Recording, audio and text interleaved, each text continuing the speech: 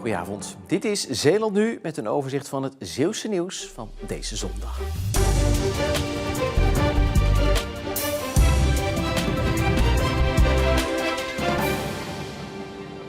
Een deel van de duinen bij Vlissingen is te zwak. In het najaar wordt daarom een stuk verstevigd. Het waterschap Scheldestromen vult het zwakke duin daarop met 20.000 kuub zand.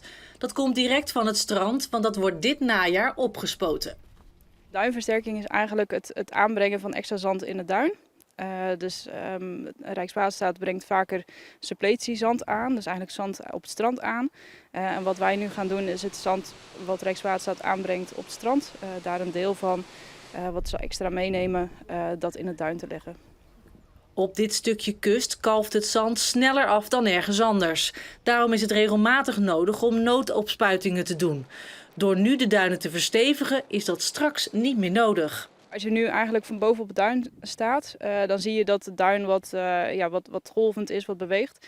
En wat we nu eigenlijk gaan doen is te zorgen dat eigenlijk die golving dat die er een beetje uit is. Dus als je goed kijkt, dan kan je het zien. Acuut gevaar is er niet, zegt Van Schaik. Het is ook niet direct onveilig, maar we nemen wel maatregelen om gereed te zijn voor de toekomst. Het opspuiten van het strand begint in het najaar. Direct daarna wordt de duin versterkt. In totaal duurt dat bijna een half jaar. Grote drukte vandaag bij boekhandel De Koperen Tuin in Goes. Zanger Simon Keizer kwam langs om zijn eerste boek te signeren. Hoi. Omdat er zich meer dan 200 mensen aan hebben gemeld, moest er een extra tijdvak worden ingelast. Ja, weet je, als zo iemand in Goes komt, dan moet je daar toch ook wel bij wezen. Interessant verhaal, dus we gaan het zien.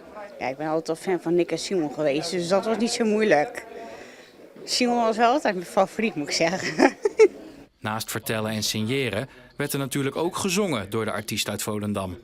Alleen gericht aan jou, weet dat ik verdomd veel van je hou. Na na na na na na na. Het boek met de titel Wat moet, dat moet is een autobiografie. Hij schrijft er onder meer over zijn tijd in Nick en Simon, maar ook over de impact van de cafébrand in Volendam. Het is heel naakt allemaal omschreven en dat heb ik gedurfd omdat het niet mijn plan was dat dit naar de buitenwereld ging. Dit was echt van me afschrijven en dan schrijf je zonder filter. Uiteindelijk werd het wel het plan. Toen las mijn vrouw het terug. Toen zei ze wel, echt, ga je dit allemaal delen? Toen dacht ik, ja, weet je, wat goed voelt is misschien ook goed. Dus ja, het is kwetsbaar, maar daardoor krijg ik heel veel herkenning terug van lezers. En dat doet me heel goed. Zeeuws-Vlaamse voetbalclubs hebben steeds minder leden en moeten vaker denken aan fusies. Kommer en kwel dus, maar niet bij Koewacht. Zij maakten een promotiefilmpje om het positieve van hun club aan de buitenwereld te laten zien. In het zuiden van Zeeland wordt het verschil tussen frikandel en curryworst slechts een paar 100 meter bedraagt, ligt RKVV Koewacht. We merken om ons heen dat we met grote verenigingen te maken hebben. Onze buren, Sint-Jasteen, FC Axel, Avanti Stekenen zijn grote verenigingen. Waar wij ook tegenop moeten boksen.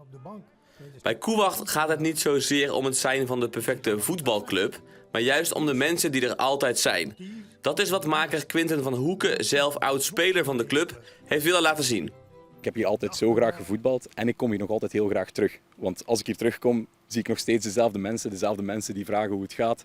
Het is hier altijd heel gezellig en ja, ik kan hier altijd terugkomen voor een babbel, voor een pintje aan de toog en ja, gewoon een gezellige middag. Passanten worden blijvers, jeugdspelers vaste waardes en teamgenoten vrienden voor het leven. Hier worden grenzen verlegd. Benieuwd naar de hele film? Kijk dan op onze website omroepzeeland.nl.